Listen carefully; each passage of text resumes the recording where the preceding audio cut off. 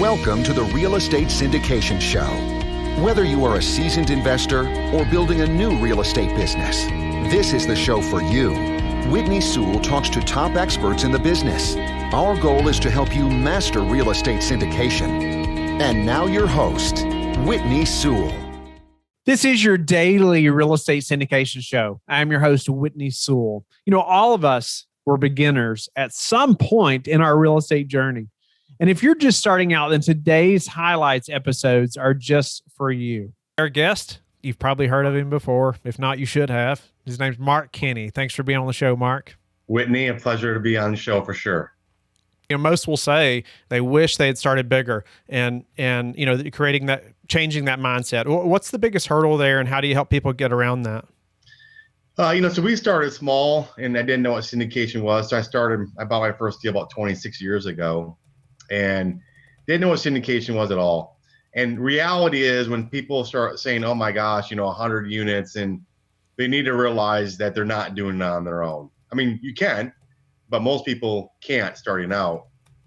So if someone looks at it and says it's 100 doors, how do I possibly do that? And the reality is, well, you partner with somebody that's done it before, but you have to add value.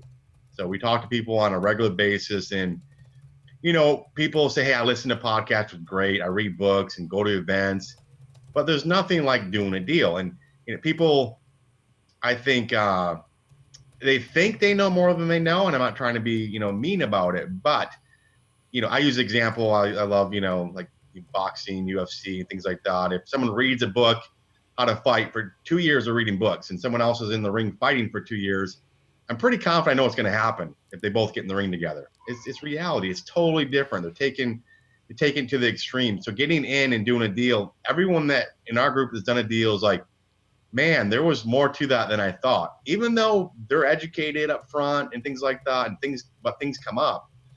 But other people will say, well, I've read a lot, I've done all this stuff, and I have a lot of time. And again, time in my mind is useless, because if you don't have something of value, most people don't want to spend time just because you have time with you. You have to give something back to somebody, and you need to go through the effort and skill set, is something that you have to develop. But reality is, you don't have to go through every single step on your own. You need to find that, maybe that one thing that you're naturally born with, or if you have capital, that's a pretty easy way to get involved in the deal, but a lot of people don't. But there are a lot of other ways to get involved in deals with people that don't have capital. So let's discuss a few of those things. I know it's a big topic, and most people, if they're trying to get into this business, I would say a large portion of them, and you can correct me if I'm wrong, don't have the capital, don't have $100,000 that they can invest in one of these deals to contribute in that way. But what are some other ways? Let's lay out a few ways that somebody can really, take some actionable steps, or figure out some kind of way that they can seriously add value to somebody that will, take them under their wing. There are multiple ways to get involved. If you look at it and say, well, if someone has money, it's easy. They can put earnest money down for somebody, or they can sign the loan for net worth, liquidity. If someone has no money, to really get started, then they can still do other things, like they could raise capital. And, some people that freaks them out. I was, petrified of doing it originally. I really was. Didn't want to do it. Didn't really ask my dad for money. Like, I think twice my entire life, like asking him for money. I didn't want to ask other people for money. And you have to kind of mind shift a little bit and say, well, you're not trying to get money from somebody. You really are providing an opportunity. In most cases, people don't even know they can do it. Now, some people won't invest no matter what. Other people you might talk to for 2 years before they invest. And some people might invest, pretty much right away. It's going to vary, but you can't take it personally, because at the end of the day, you're providing an opportunity better than almost any other opportunity out there that they're investing in today, and they can make a decision to do that or not. So one, get really good at raising capital from other people. And, the other one is analyzing deals. So if someone comes to us and they'll say, well, I'm an engineer, I'm an accountant, or whatever it may be. Generally speaking, people that are like that, IT professionals, they're going to be good at analyzing deals. It's a balance. Sometimes they get too, they're too conservative, frankly. They're looking for, in reality, they'll never buy anything, right? So you need someone actually to kind of hone in on that and say, okay, well, here's some things you need to look at. But you can get really good at analyzing deals. You're not going to get really good at analyzing deals by doing, 5 or 10 deals, analyzing them. You're going to have to analyze a lot of deals to get good at it. And it's not just the mechanical piece of it. You need to know what to look for. And that's where the trick comes in. And what looks out of whack, even as a passive investor, you should understand those things. What makes a deal on paper look good or not. So you could, raise capital, you can analyze deals, and you can find deals. Finding deals is trickier. Now, people say, oh, I get, emails for deals and stuff like that. I mean, yeah, you can get anyone's email list, all the big brokerage firms, and I get deals every single day sent to me. But I'm not going to waste my time on those. So I'd much rather build those relationships. And if you're new, brokers typically they're going to be nice to you and things like that, but they're not going to promote you to a seller. And the seller's not going to want to sell to you if you have no experience. We've sold properties, right? And there's no way I would ever sell property to a first-time buyer. I just wouldn't do it. I would actually accept a lower offer on a deal to get somebody that's credible. So building those relationships. Now, if you don't have those relationships, you need to leverage somebody else's track record. So people in our group, we call our group, it's a family syndication group, which is you can provide value in all these different ways. Half a dozen ways you can get involved in a deal. You don't have to do it all on your own. But they can leverage our track record. They get our broker contacts. They can call them, tell them they're working with us. And if it's an area that we're not familiar with, we have brokers, locally that will make introductions to brokers in other states. So we're in 5 states now, or multiple locations, submarkets. But people say, well, I'm a hustler. I just go call brokers and stuff like that. Or I'm going to go to the seller directly.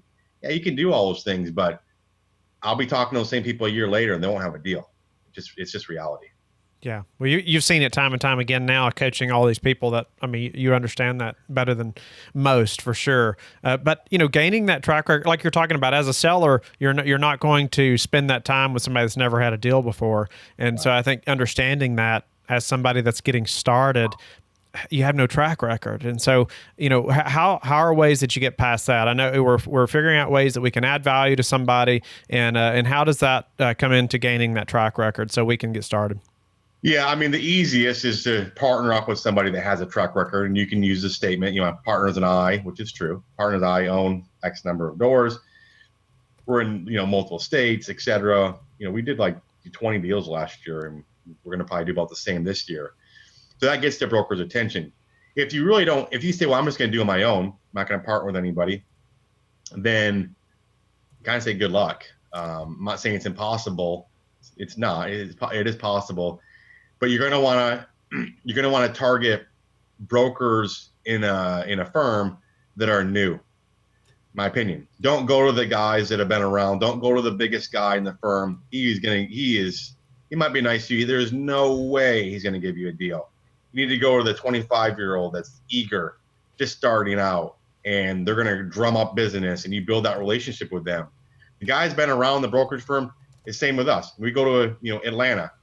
There's a couple firms there that reach out to us, and we're on one of the few people that reach out to on all market deals. And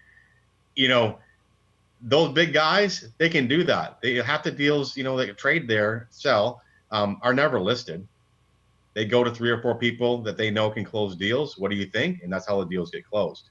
So I'd say, work with the eager young guy in the firm, and you might have an easier time getting a deal that way.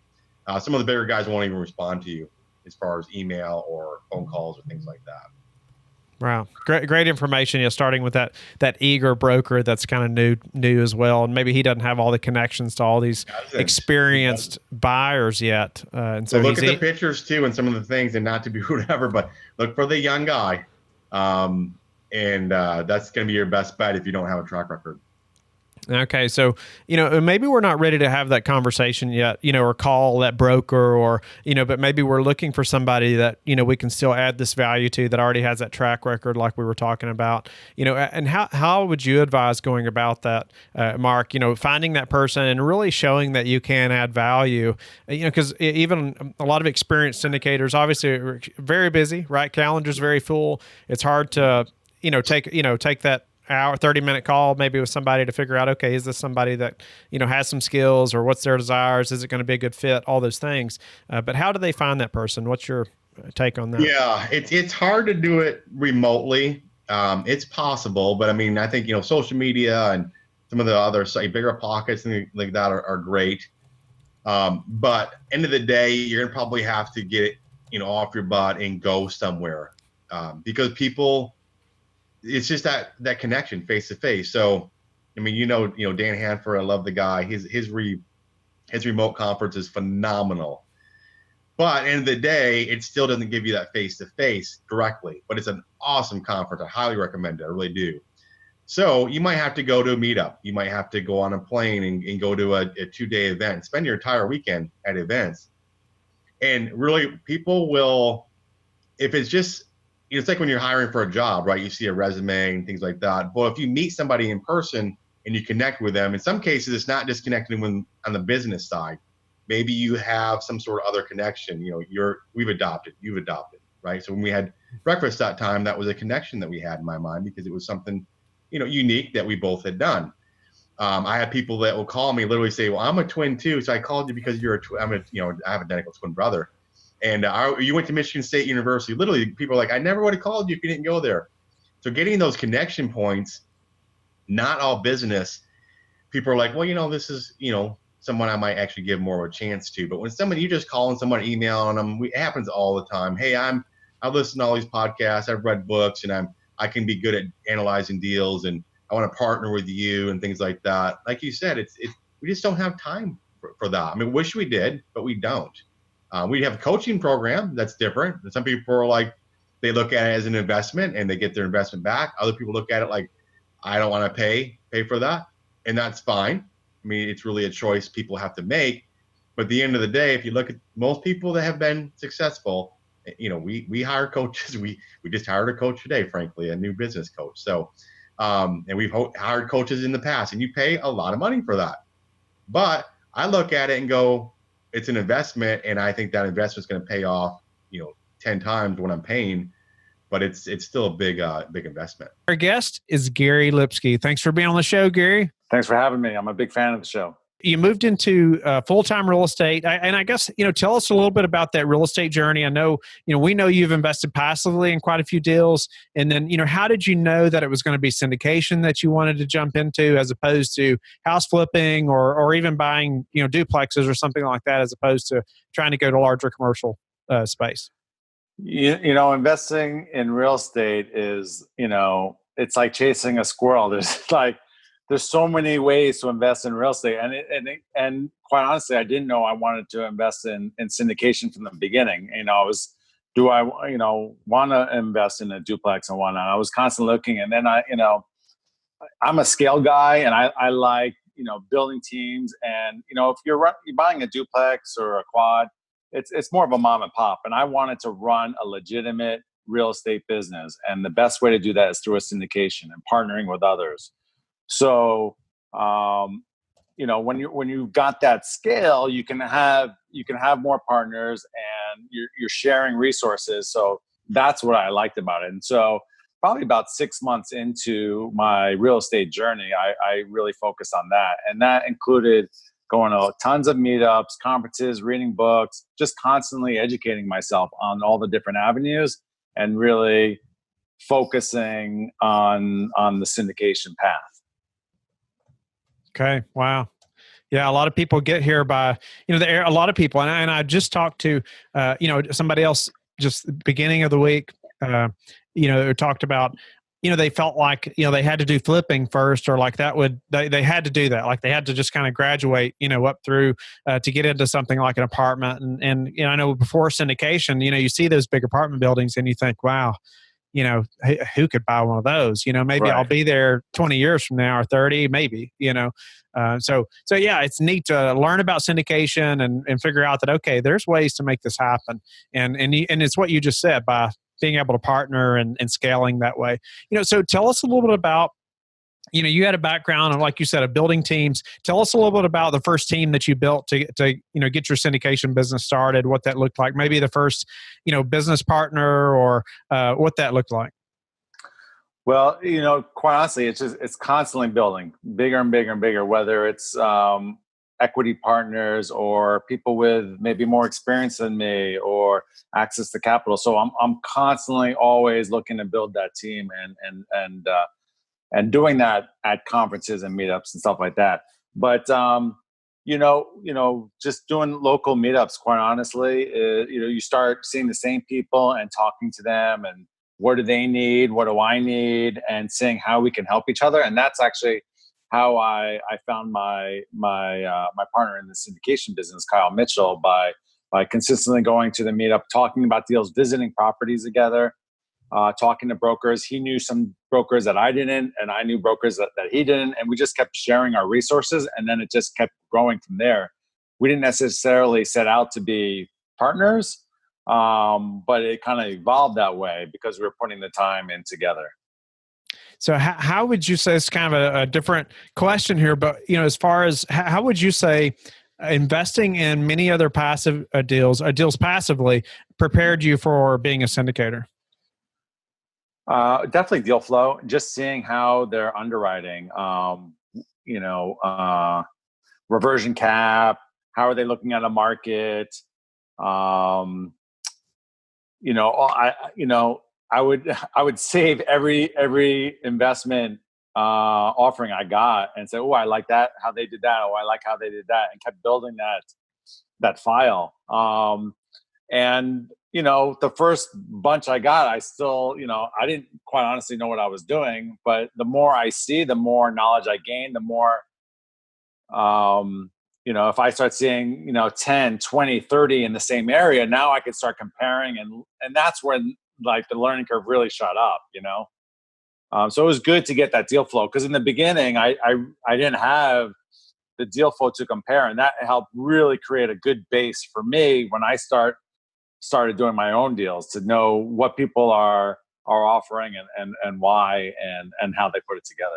What was the hardest part of getting that specific deal to the closing table? Raising money, Okay. quite honestly. Once we got over the hump of getting something under contract, it's raising money. It's not, for me, as fairly new to syndication, you've got to build up that base, and there's a lot of people that trust me based on my business successes. But getting them to put up money the first time, I had tons of people that said, I'm going to invest with you the second time, the third time, the fourth time. That first time, though, is, you're stepping out of your comfort zone, and you're asking people to believe in you. So that's, it was an experience. So was there a secret to how you got it done, or anything that was like, maybe a big learning moment to how you got past that?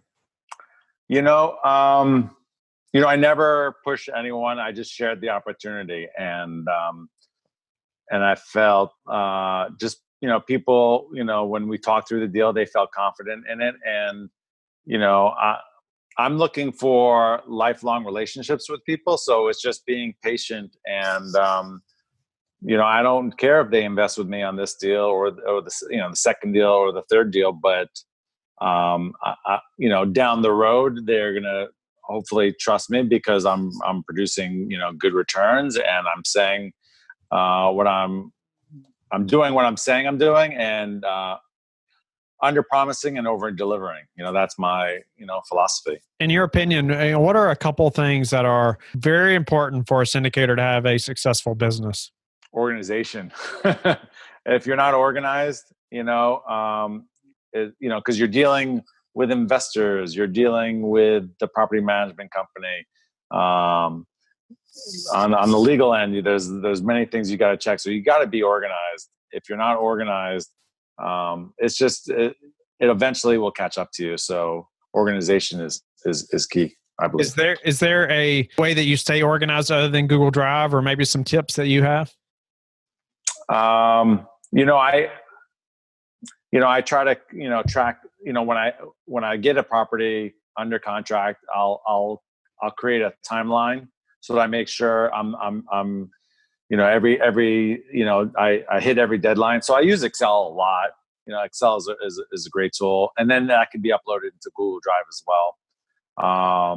That's my key thing, and I'll track everything there. So investors who I've talked to, KP, everything that needs to be done, the work that needs to be done, and a workflow as well.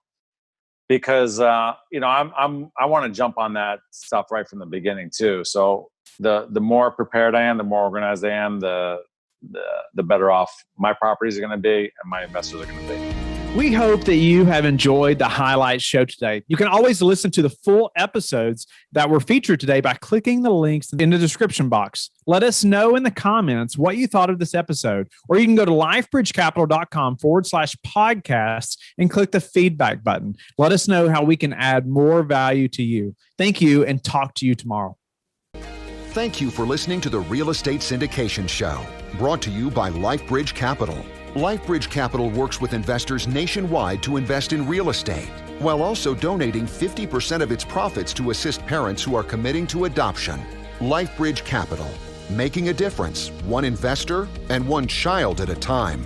Connect online at www.lifebridgecapital.com for free material and videos to further your success.